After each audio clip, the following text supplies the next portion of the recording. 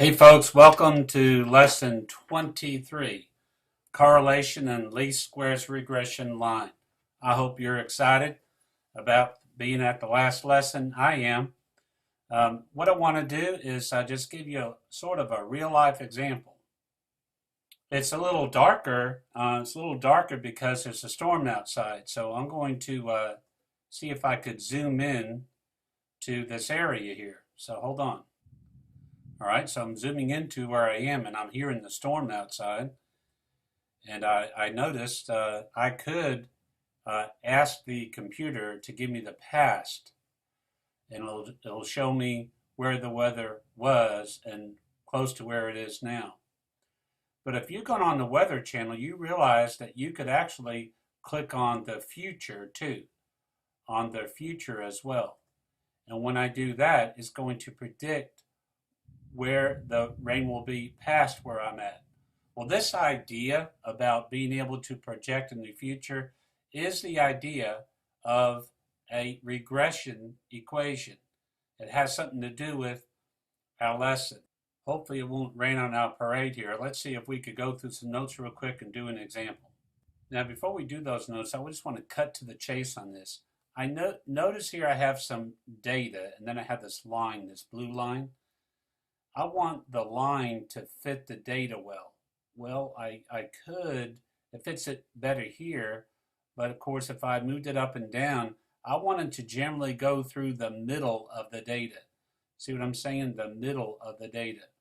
Now, something that's quite interesting here, we could actually measure the distance from the point to the line, the vertical distance if you would, okay?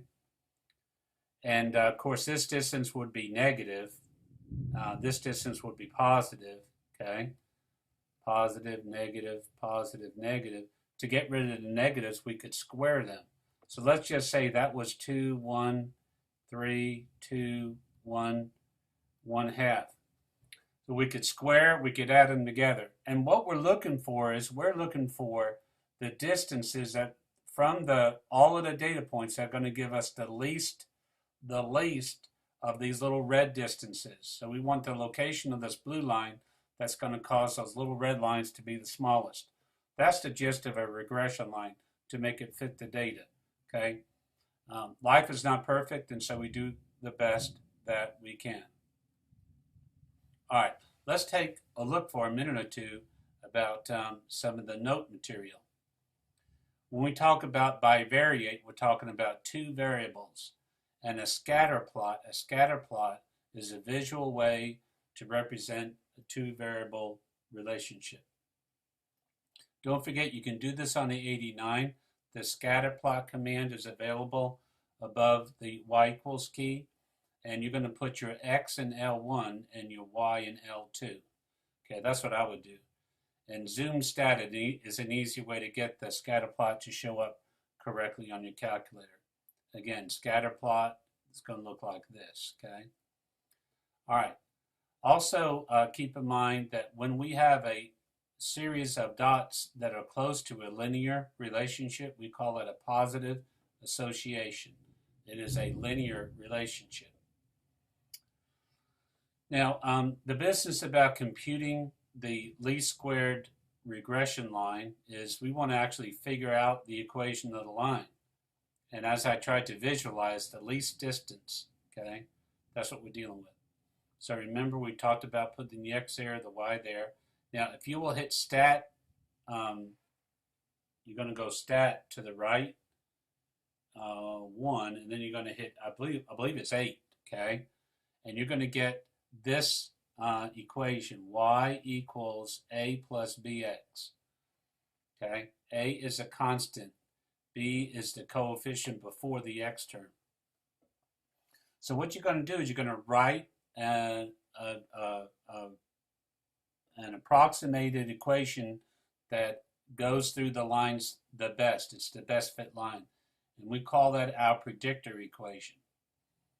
Now remember, x is called the explanatory or predictor, and y is the outcome or the response. Hopefully that makes sense. Oh, it's thundering outside. I guess the rain's getting close. So again, we talked about this. Let's make sure we round these values A and B to 4 places. And don't forget, another big part of this lesson is a correlation coefficient. It's the measure of the strength of the relationship here. So a correlation coefficient is R. And let's round that to 3 places. Okay, a couple things that we need to point out here are the properties of the correlation coefficient.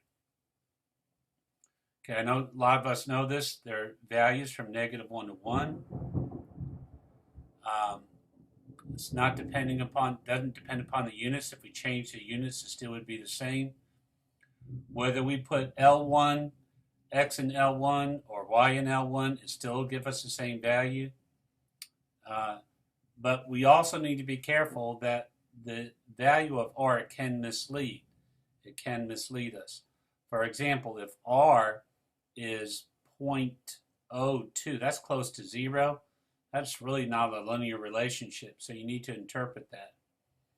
And also, don't forget, they're sensitive to outliers, as you may have seen on the previous example.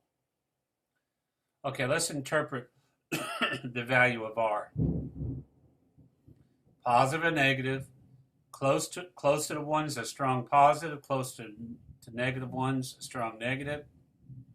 If R was exactly 1, it's a perfect positive.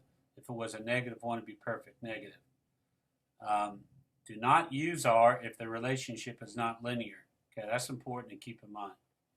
And then the only really other big thing here that we need to make mention is this business about association. Okay, just because 2 variables are related, it doesn't mean one causes the other. I think there was a good example about shoe size and students' vocabulary. And then the last thing I need to point out here is that you need to make sure that your diagnostics are on. Your diagnostics are on your calculator. That way you can compute R. So please go back through that lesson if you need to. Make sure that you got that taken care of. All right, enough said with that. All right, here's a problem that we want to take care of. The average number of people in a family that receive welfare for various years is given. All right, so they're taking the entire population and they're taking the people that are given welfare, and then they're talking about this group, and then the size of the family that's getting welfare. The least squares regression line is in the form y equals b sub 0 plus b sub 1 x, where x is a year and y is the average number of people in a family who received welfare for the given year. Okay, now there's 3 questions that we need to take care of. 3 questions. Number 1, compute the equation. 2, find the correlation coefficient. And then 6, predict the average welfare size for the year 1982. Now notice we don't have 1982 here, okay? We can only guess maybe 3, okay? But we don't really know. So let's do this problem.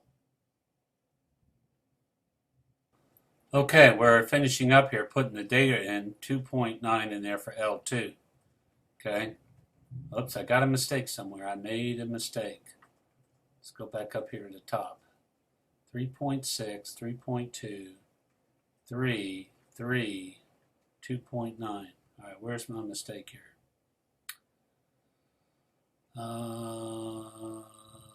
Oh, there's another 3. Okay, so I'll put 3 here. There's 3 3s, and then 2.9.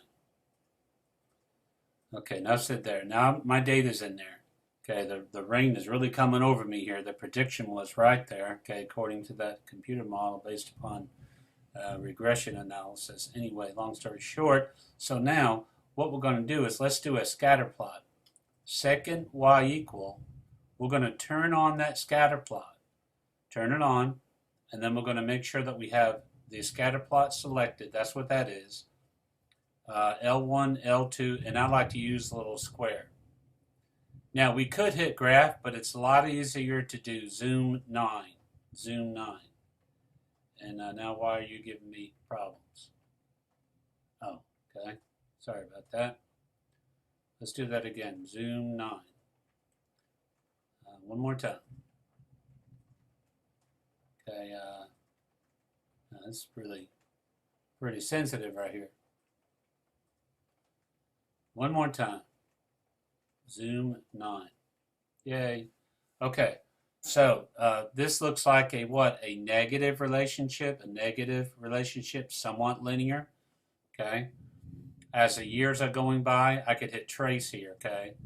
As the years are going to the right, the number of welfare family sizes seems to be going down. All right, now, so that's a scatter plot. Okay, we have to compute the regression line. So we're going to go to watch stat, calc. We got to go all the way down there to 8. Now I'll do it slow this time, but in the future you could just hit 8. Okay, please do not pick 4. Okay, because it would be backwards. So we're going to hit 8. Let's put our information in. X list is there. Y list is there. We're not going to do a frequency list. Okay, so I don't know to hit. Can we hit clear? Okay. We're not worried about storing a regression line. We want to calculate. That's what we want to do. So here is our data, and let's examine it. Okay, so we want to answer that question. So remember, it's going to be y equals a plus bx. In this case, y is equal to 88.7206 plus negative 0.0432x. Okay, this would be our regression equation. So there you go, right there.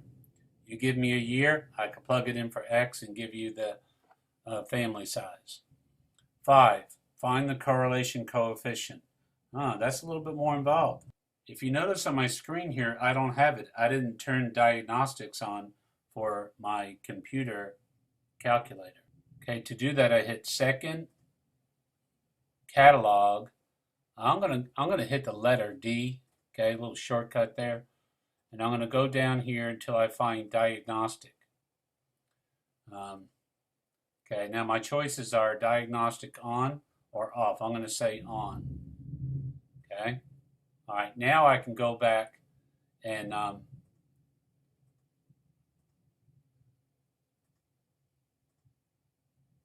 let me do that again here. Okay.